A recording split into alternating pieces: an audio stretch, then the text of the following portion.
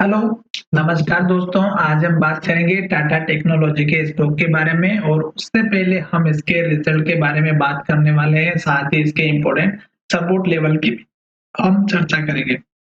तो ये वीडियो आपकी एजुकेशन के लिए और इस वीडियो में हम आपको किसी भी तरह की बाइंग सेलिंग की कोई एडवाइस नहीं दे रहे हैं, फिर भी आप ट्रेड करते हैं तो अपने फाइनेंशियल एडवाइजर से जरूर कंसल्ट करें। तो चलिए वीडियो की शुरुआत करते हैं। सबसे पहले मैं यहाँ पर आपको बता देता हूँ कि आज इस स्टॉक का रिजल्ट आने वाला था और स्टॉक का रिजल्ट आ चुका है मार्केट क्लोज होने के बाद में। ठीक है, तो जो रिजल्ट है उसका क्या असर रहने वाला है स्टॉक के ऊपर नेक्स्ट ट्रेडिंग सेशन में, उसकी हम यहाँ पर चर्चा करेंगे। साथ ही आपको कब तक नई फ्रेश एंट्री नहीं लेना है, जब तक कि मैं आपको डेली अपडेट करता रहूंगा तब तक। ठीक है, तो यहाँ पर आज जो रिजल्ट आया है उसके बेसिस पर हम यहाँ पर देख लेते हैं कि क्या टाइमिंग है और कितना ट्रेड हुआ है। तो आज जो ट्रेड हुआ है उसमें आप देखेंगे तो हमारा यहाँ पर ट्रेड हुआ है टोटल 92,000 क्वांटिटी, जिसमें से 46 यानी कि लगभग 50% के आसपास स्टॉक को जो है डिलीवरी में लेकर के रखा गया है और इस हिसाब से लेकर के रखा है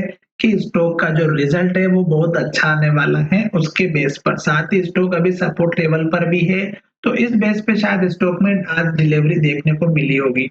तो यहाँ पर जो रिजल्ट आया है वो आप देख सकते हैं 25 को यहाँ पर कितने अनाउंसमेंट किए गए हैं, डिटेल में आपको देखना है तो सब चीज में बता नहीं सकता, केवल हम रिजल्ट की बात करेंगे। तो यहाँ पर इस पे क्लिक करेंगे और यहाँ पर आप देखिएगा टाइमिंग, तो यहाँ पर देखिएगा 16:39 पे, यानी कि लगभग 4:45 के आसपास स्टॉक का रिजल्ट आया है और यहाँ से आप पीडीएफ डाउनलोड कर सकते हैं। मैंने ऑलरेडी डाउनलोड कर रखी है और यहाँ पर देखेंगे तो टोटल 14 पेज की पीडीएफ है। तो मैं केवल आपको इसके रिजल्ट के बारे में ही बताने वाला हूँ इस सेक्शन में। ठीक है, तो सबसे पहले मैं यहाँ पर आपको दिखा देता हूँ इसका जो रिवेन्यू है वो क्या है और उसके बाद मैं आपको बताऊंगा इसके इम्पोर्टेंट पॉइंट के बारे में। ठीक है, तो थोड़ा सा मैं पहले देख लेता हूँ उसके बाद बताता हूँ आपको।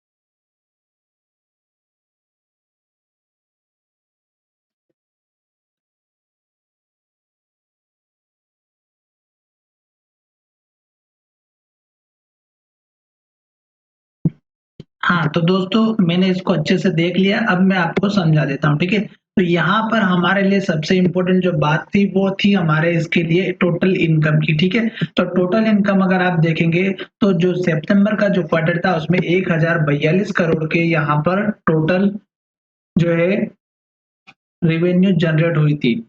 उसके बाद में यहाँ पर इस क्वार्टर में 712 हुई है। तो यहाँ पर आप देख सकते हैं डायरेक्ट जो है लगभग लगभग 30% 33% जो है गिरावट देखने को मिली है। अब यहाँ पर अगर हम एक्सपेंसेस की बात करते हैं तो टोटल एक्सपेंसेस यहाँ पर चेक कर लेते हैं। 584 करोड़ के यहाँ पे एक्सपेंसेस थे और अब यहाँ पर देखिएगा 583, लगभग एक्सपेंसेस सेम है। तो इसमें आमदनी कम हुई है और खर्चा पिछले क्वार्टर के बराबर ही हुआ है।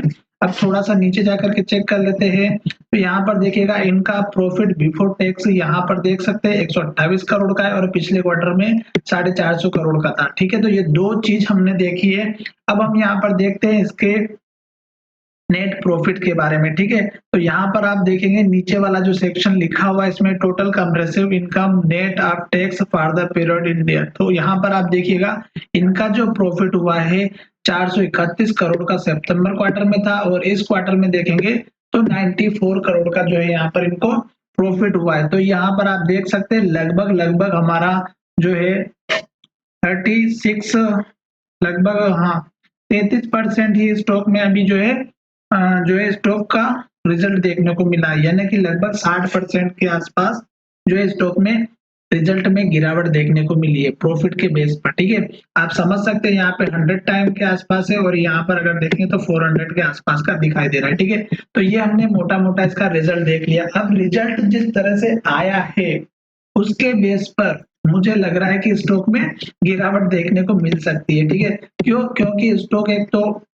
ऑलरेडी सपोर्ट पर खड़ा है, दूसरा स्टॉक ऊपर जाने के लिए तैयार ही नहीं हो रहा था, ठीक है। क्योंकि स्टॉक तैयार होने के लिए भी हमारा कम से कम अगर देखा जाए तो इस लेवल के ऊपर जो है हमारा लेवल के ऊपर क्लोजिंग देनी चाहिए जो लगभग 1200 रुपए की है।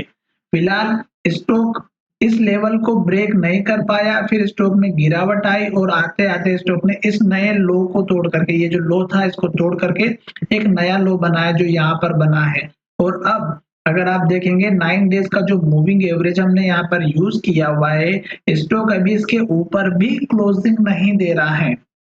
तो ये हमारे लिए एक बहुत बड़ी प्रॉब्लम है और कल के दिन मुझे लग रहा है कि स्टॉक में गिरावट आ सकती है ना कि नेक्स्ट ट्रेडिंग सेशन में। तो अगर आपने स्टॉक ले रखे तो आप इस कैंडल के लो का जो हमारा आज का लो बना है 1138 रुपए का, इसका अपना एक स्टॉप लॉस या सपोर्ट लेवल लेकर के चल सकते हैं और नेक्स्ट ट्रेडिंग सेशन में उसके बाद का सपोर्ट लेवल रहेगा हमारा 1130 का, जो मुझे ये टूटता हुआ नजर आ सकता है नेक्स्ट ट्रेडिंग सेशन में।